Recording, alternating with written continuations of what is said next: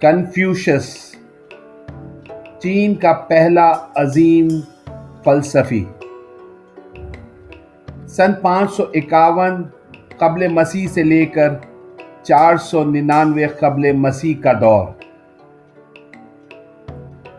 Confucius چین کا وہ پہلا عظیم فلاسفر تھا جس نے چین کے لوگوں کے لیے ان کے پہلے سے موجود بنیادی نظریات کو ملا کر عقائد کا ایک مربوط نظام تیار کیا۔ اس کے فلسفے کی بنیاد شخصی اخلاقی فکر اور ایک ایسی خاص حکومت کے تصور پر مبنی ہے جس کا مقصد عوام کی خدمت کرتے ہوئے اس اخلاقی مثال کی بنیاد پر حکومت بنانی ہے۔ اس سوچ نے چینی عوام کی زندگی اور تہذیب کو 2000 سال سے زائد تک اپنے زیر اثر رکھا اور دنیا کی آبادی کے ایک بڑے حصے پر گہرے اثرات چھوڑے۔ سن 551 قبل مسیح میں کنفیوشس لیو کی ایک چھوٹی سی ریاست میں پیدا ہوا۔ یہ جگہ شمالی چین میں شان تونگ کے موجودہ قصبے میں واقع تھی۔ اپنے بچپن میں ہی وہ والد کی شفقت سے محروم ہو گیا۔ اس نے اپنی عملی زندگی کا آغاز ایک معمولی سرکاری عہدیدار کی حیثیت سے کیا، مگر جلد ہی وہ اس سے اکتا گیا اور اپنے عہدے سے دستبردار ہو گیا۔ اس کے بعد اگلے 16 برس اس نے تبلیغ و تدریس میں صرف کیے۔ اس کے گرد پیروکاروں کی ایک بڑی جماعت جمع ہو گئی۔ تاریخی حقائق اس واقعے کو یوں بیان کرتے ہیں کہ جب وہ 15 برس کا ہوا تو لیو حکومت نے اسے ایک عہدے کے لیے چن لیا۔ تاہم سادہ مزاجی کے سبب محض 4 سال بعد ہی روایتی درباری سازشوں کے سبب نہ صرف کنفیوشس کو ملازمت سے برخاست ہونا پڑا بلکہ اسے ریاست سے بھی جلا وطن کر دیا گیا۔ کنفیوشس نے اس کے بعد 13 سال ایک خانہ بدوش کی حیثیت سے گزارے اور خود کو استاد کی حیثیت سے پیش کیا۔ اپنی زندگی کے آخری 5 سال کنفیوشس نے اپنے آبائی وطن میں گزارے۔ کنفیوشس کا انتقال 479 قبل مسیح میں ہوا۔ عموماً کنفیوشس کو ایک مذہبی رہنما اور پیشوا کا درجہ دیا جاتا ہے، لیکن یہ سوچ درست نہیں ہے، کیونکہ نہ تو کنفیوشس نے خدا کے بارے میں کوئی فکر دی اور نہ ہی حیات بعد از موت کے فلسفے کے بارے میں کوئی رائے دی۔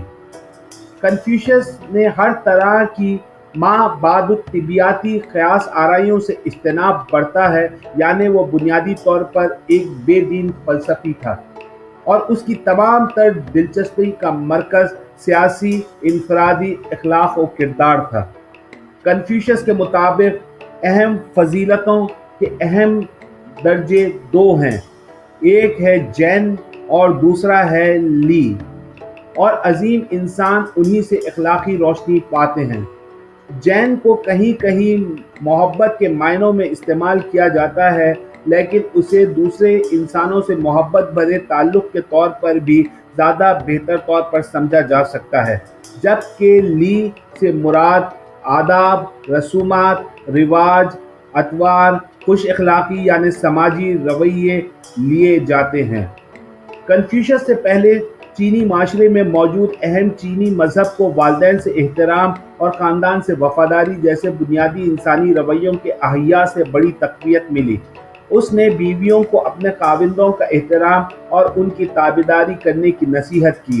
اس نے حاکموں اور محکوموں کے درمیان بہتر تعلقات پر زور دیا۔ یہ چینی مفکر آمرت کے خلاف تھا اور اس عقیدے کا پرچار کرتا تھا کہ حکومت کا بنیادی کردار اور مقصد عوامی فلاح کے سوا کچھ اور نہیں ہے۔ اس رائے کا اس نے شدت سے اظہار کیا کہ ایک حکمران کو طاقت کے سہارے نہیں بلکہ اخلاقی قوت کے سہارے حکمرانی کرنی چاہیے۔ اس کے دوسرے افکار میں اہم ترین ایک آسمانی بادشاہت کا تصور بھی شامل ہے۔ کنفیوشس کا کہنا تھا کہ جو کام تم اپنے لیے ناپسند کرتے ہو ویسا کسی اور کے ساتھ نہ کرو۔ بنیادی طور پر وہ انتہائی قدامت پسند تھا۔ وہ ماضی کے دور کو سنہری دور قرار دیتا تھا۔ کنفیوشس نے حکمران اور عوام دونوں کو مشورہ دیا کہ وہ قدیم اور بہترین اخلاقی معیار کو اپنا لیں، اسی میں بھلائی ہے۔ تاہم اخلاقیات پر مبنی اس کا حکومت کا تصور زمانہ قدیم میں عام نہیں تھا۔ اس حوالے سے کنفیوشس خود اس کے اپنے متعلق تصورات کی نسبت کہیں زیادہ جدید طرز کا ناصح تھا۔ اس وقت چین پر چاؤ خاندان حکمرانی کر رہا تھا۔ یہ چین میں عقلی طور پر عظیم اور جوش و خروش سے بھرپور دور تھا، اس لیے اس دور کے حکمرانوں کے لیے افکار قابل قبول ہرگز نہیں تھے، لیکن اس کے بعد اس کے افکار بڑی تیزی سے ملک بھر میں پھیل گئے۔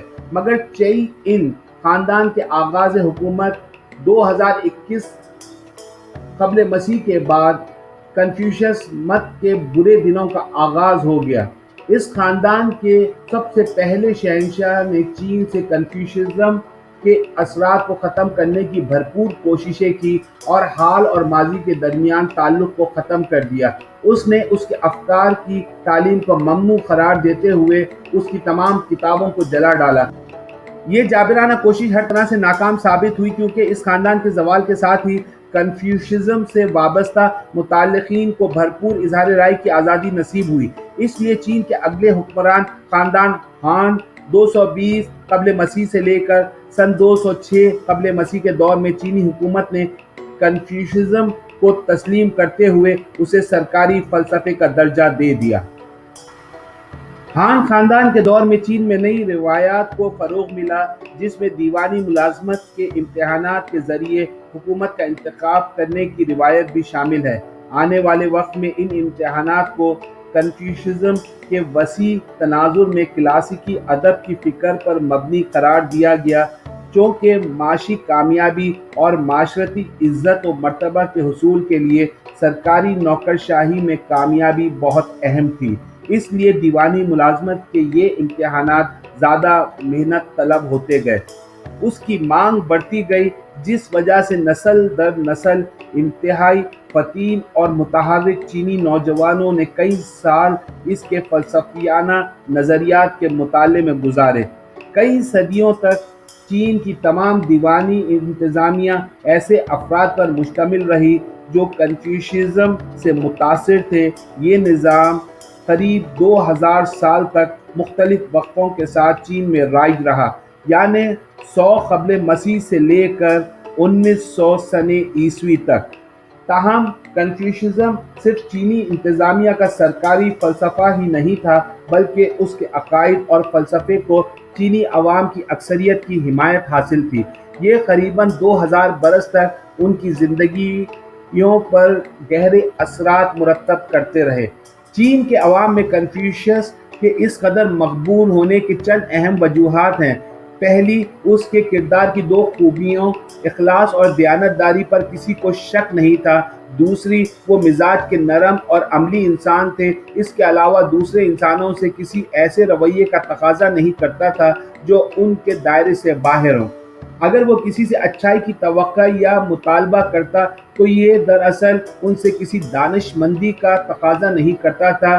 اس کے افکار چینی عوام میں مقبول اپنی عملیت کی وجہ سے تھا، اور یہی اس کی کامیابی کی وجہ تھی، جس وجہ سے اس کے عقائد نے چینی عوام میں مقبولیت حاصل کی۔ حتیٰ کہ کنفیوشس نے کبھی چین کے عوام سے ان کے بنیادی اعتقادات تبدیل کرنے کی خواہش نہیں کی، بلکہ وہ زیادہ بہتر انداز سے انہی کی روایت کو پیش کر رہا تھا۔ شاید تاریخ میں کنفیوشس سے زیادہ کوئی دوسرا بڑا فلسفی نہیں گزرا جو لوگوں کے بنیادی عقائد اور فکر سے اس قدر وابستہ ہو۔ کنفیوشزم فرد کے انفرادی حقوق کے مقابلے میں لوگوں کی ذمہ داریوں پر فوکس کرتا ہے۔ یہ فکر شاید آج کے مغربی اذہان کے لیے ناقابل قبول ہوں، اس لیے حکومتی فلسفے کے طور پر یہ نظریہ انتہائی کارگر ثابت ہوا۔ داخلی اسکول اور خوشحالی کے تناظر میں چین کے یہ 2000 سال انتہائی جامع اور مربوط طور پر نمایاں رہے۔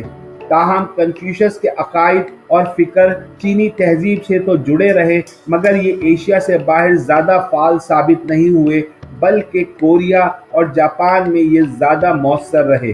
یہ دونوں ممالک چینی تہذیب و ثقافت کے اثرات سے بہت زیادہ متاثر رہے۔ کنفیوشزم کی حالت موجودہ دور میں بہت پتلی رہی۔ چینی اجتماعیت پسندوں نے ماضی سے یکسر کٹ کر کنفیوشس مت اور اس کے ख़यालात पर बुरी तरह से जिरह की, इसलिए ये कहा जा रहा है कि इसका दौर तारीख़ में अपनी मौत आप मर जाए। माज़ी में तो उसके ख़यालात और अफ़कार ने चीन में अपनी बुनियादें बहुत गहराई तक इस्तवार कर ली थी, इसलिए ऐसा होना कतई मुश्किल नहीं कि अगली सदी में कन्फ्यूशियज़्म नए सिरे से उरूज हासिल कर ले।